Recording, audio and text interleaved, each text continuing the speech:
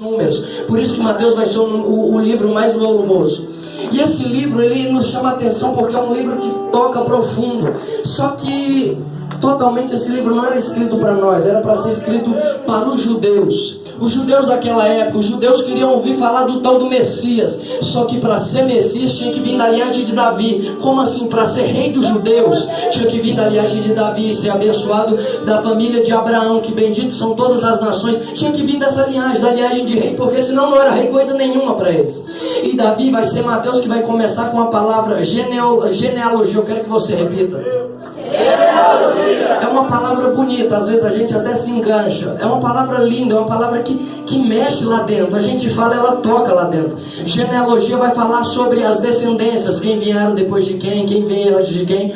E vai ser Mateus que vai dizer que ele vai estar contando para os judeus. Ele precisa mostrar para os judeus quem é a descendência de Jesus. Ele precisa mostrar para os judeus que ele realmente é rei e rei dos judeus. Vai ser Mateus que vai contar, vai vir trazendo para a gente, deixando essa visão de Jesus como rei dos judeus. Mateus, ele vai ter um livro mais volumoso, um livro potente, um livro poderoso. Vai ser Mateus que vai nos dizer: vigiais porque não sabeis o dia nem a hora. Por que ele vai dizer isso? Porque Mateus, ele se lembra quando ele estava lá atrás, que ele estava fraco e caído. Então o mestre vai pegar ele, vai colocar ele de pé e ele vai se lembrar de antes. Ele vai se lembrar de onde o antigo mestre tirou ele. Então, como ele vai se lembrar disso? Ele vai deixar um recado para os judeus, para o povo judeu. Como assim, pregador? Ele vai querer deixar um recado. Gente, não fica preso só no Pentateuco, não. O que é isso? São os 5 primeiros livros da Bíblia. Gente, não fica preso só na lei, não. Aí os judeus vão tudo se questionar: por que, Mateus? Porque o sangue de Jesus já veio, já morreu, já ressuscitou ao terceiro dia. Então o sangue de Jesus limpa aquilo que a água e o sabão não limpa. O livro de Mateus é um livro que toca, que mexe a alma por dentro. E eu quero, com todo respeito, eu quero pregar para aquelas pessoas que hoje não conseguiu pular hoje. Eu quero pregar para aquelas pessoas, eu quero pregar para todos, mas especialmente para aquelas que não conseguiu dar glória direito. Porque a gente, às vezes, isso aconteceu já muito comigo e acontece com alguns de nossos irmãos. A gente muitas vezes manda o povo dar glória e alguns não dão glória. Eu como pregador pentecostal e assembleano, eu já penso logo em bater. O infeliz está desviado ou está alguma coisa, porque não pula, não dá glória. Mas só Deus sabe como essa pessoa entrou aqui hoje. Algumas pessoas entrou aqui hoje com uma perspectiva, algo a mais, esperando alguma coisa de Deus. Só que alguns tem aquela certa parte, esperando só o que Deus pode fazer, e entra aquela parte: venha a nós. Não é seu reino, é só venha a nós. Tem uns que só querem receber, tem outros que não querem que a glória de Deus desça, só quer receber, nada contra. Eu também sou pentecostal. Só que tem uns aqui que estão com uma seca no coração hoje, e eu creio que os louvores, por uma certa parte, alguns não conseguiu preencher esse vazio. O livro de Mateus vai ser um livro forte. Ele vai ser um livro escrito 70 anos depois que o mestre Jesus morre. E tem algo mais interessante: o livro de Marcos. O livro de Marcos, esse sim. Ele é um livro simples, é um livro simplório, não tem muita coisa, não tem palavras com muita aquela retórica, aquela oratória, não tem palavras totalmente lindas. Por quê? Porque foi escrito, falado através da boca de um pescador. O livro de Marcos vai ser um livro mais simples, porque foi contado através de Pedro. O livro de Marcos vai ser o primeiro livro a ser escrito, sabia disso, meu bispo? Vai ser o primeiro livro a ser dito, falado, vai ser o primeiro livro que jogaram para escrever, porque até então não tinha quem escrevesse, não tinha quem colocasse no papel. E João Marcos, que escreve Paulo, que vão começar uma confusão terrível e a gente às vezes não sabe. Sabe por que Barnabé defendeu Paulo naquela confusão inteirinha? Porque Barnabé era primo, porque está no passado, era primo de João Marcos. João Marcos foi o menino que viu Pedro ser apedrejado e ficou com medo. Por quê, pregador? Porque ele não tinha muita experiência, era novo. E como ele era novo, ele tinha medo de morrer. Agora o apóstolo Paulo não. O apóstolo Paulo era vivido, já tinha caído do cavalo, ficado cego, já tinha voltado à visão, tinha experiência com a morte, ele não tinha medo de morrer. Agora João Marcos estava no começo do seu ministério, ele já pensou: não posso morrer agora. Estava Paulo sendo apedrejado, Paulo pedindo socorro para alguém, dando a mão, ninguém socorreu o pobre Paulo. Aí vai o João Marcos, vai olhar bem assim: eu não quero me envolver nessa encrenca, essa encrenca é de vocês. Aí João Marcos o próprio apóstolo Paulo vai abrir mão de João Marcos.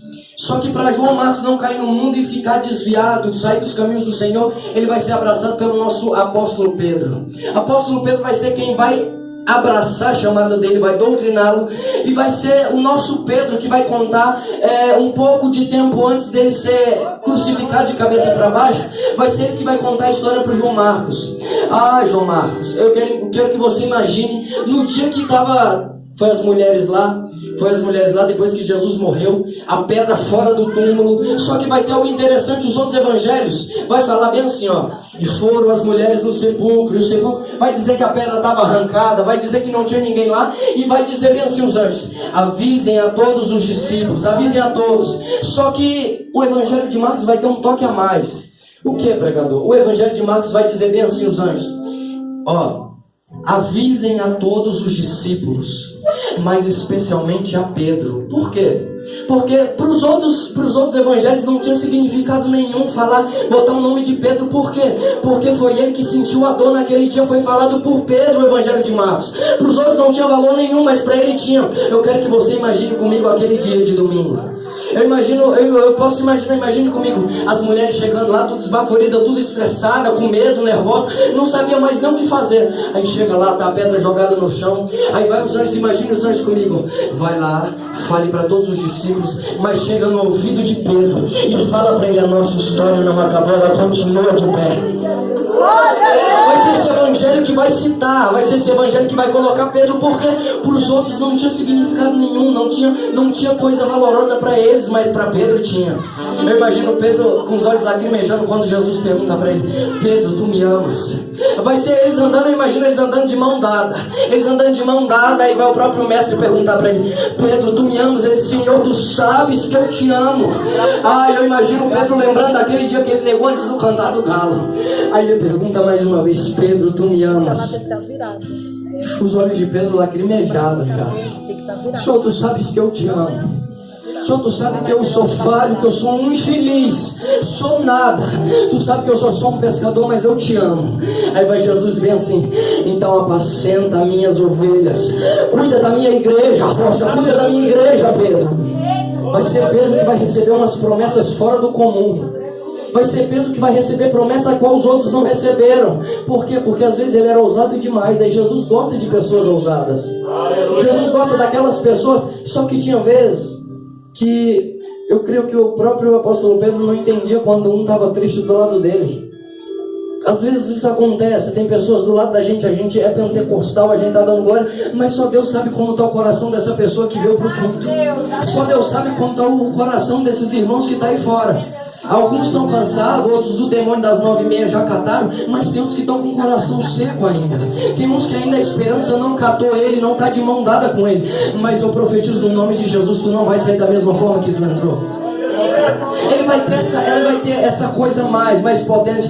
Vai ser o Evangelho de Marcos. O Evangelho de Marcos que vai deixar Jesus falado, vai falar bem assim: Jesus veio como servo.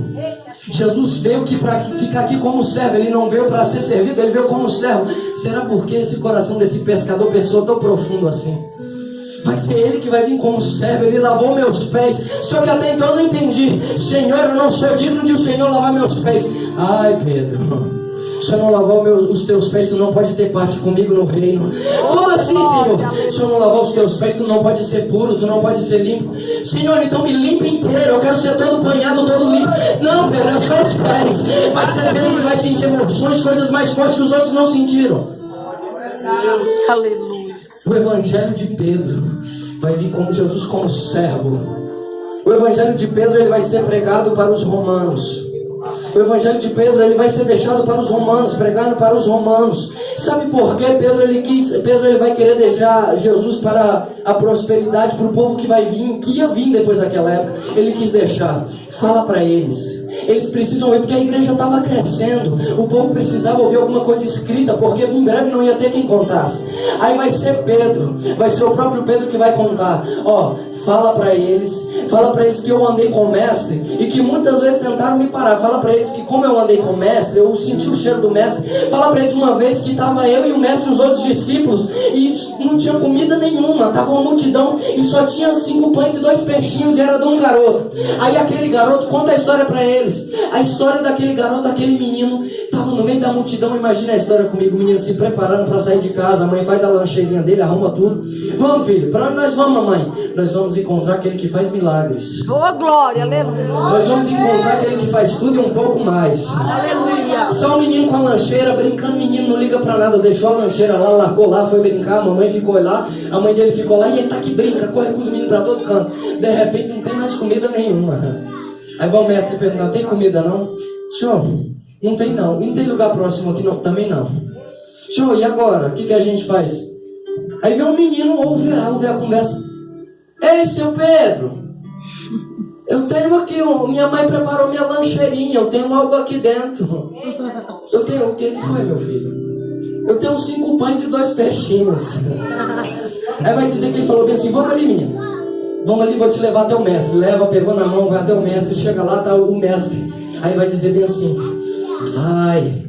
Aí Pedro estava lá, ele viu a história todinha, vai dizer bem assim, ai, ele botou a mão na minha cabeça, ele me abençoou, ele levantou aquele coisa cheia de pão, com os peixinhos. Só que primeiro ele vai servir os discípulos, depois que ele vai servir a multidão. Primeiro ele serve os discípulos, sobra um pão. Daquele um pão, eu preciso de alguma coisa pequena, eu quero mostrar para ela. Tem alguma coisa pequena aí? Isso, querido. E tinha só um pão, ele levanta aquele pão. Pai, graças eu te dou por esse alimento. Pai, dá aquela graça que o Senhor sempre me dá. Vamos dividir aqui que a multidão tem que comer. O pão cresce de novo. Depois uma metade do pão, pega Pedro. O pão cresce de novo, todo mundo olhando para a mão de Pedro. Todo mundo primeiro olhou para Pedro, depois que dá para João, eles não olha mais para a mão dele, não olha mais para eles, olha para a mão deles. Pedro, o que está acontecendo? É Jesus fazendo milagres. Aí os discípulos começam a tirar, come e nasce de novo o pão. Aí Jesus fala, vem meus discípulos, me ajudem a fazer milagres. Essa é a beleza desse evangelho. Esse é um evangelho que ele toca, ele mostra o poder da servidão. Aí vai vir um outro evangelho chamado Lucas. Esse é profundo, ele não tem erro de ortografia, não tem erro de palavras, não tem erro de acentos, muito menos de vírgulas. Eu até tremo de falar sobre Lucas. Lucas foi o tal médico. Lucas foi o médico de Paulo. Alguns de nós às vezes tem dúvida nisso, fica quebrando a cabeça. Lucas foi o médico de Paulo. Vai ser Lucas, ele não foi testemunha ocular. O que é isso, pregador? É ver face a face o mestre fazendo milagres. Vai ser Lucas, vai ser o próprio apóstolo Paulo que vai se... A própria testemunho dele vai fazer o Lucas se apaixonar. Vai estar o apóstolo Paulo. O apóstolo Paulo deitado numa cama, caiu de uma muralha, machucou. Aí vem um médico, entra o médico. Ô seu Lucas, ele está lá no 3º andar. Sobe o médico. O médico está lá cuidando do apóstolo Paulo. E de repente batem na porta. Peraí, o apóstolo Paulo, tem alguém batendo lá embaixo. E detalhe, Lucas ele não acreditava no Deus que a gente crê, o Deus vivo. Ele acreditava em Zeus, Atena. Ele acreditava nos deuses das mitologias. Ele não sabia que existia um Deus vivo. Ele nunca viu o Deus dele fazer milagres. Ele nunca viu o Deus dele levantar morto. Ele nunca viu o Deus dele fazer praticamente nada. Ele só conhece as teorias, só conhece as histórias de ouvir falar, de estudar. Foi ele que aprendeu aos pés do mestre Gamaliel. A medicina, era um cara instruído. Ele sabia o que falava, sabia o que fazia. Só que um dia ele vai encontrar um homem que crê em nenhum Deus. Só que esse Deus não é normal. Quando ele fala, acontece. Aí chega ele lá, bate na porta, desce o médico Lucas.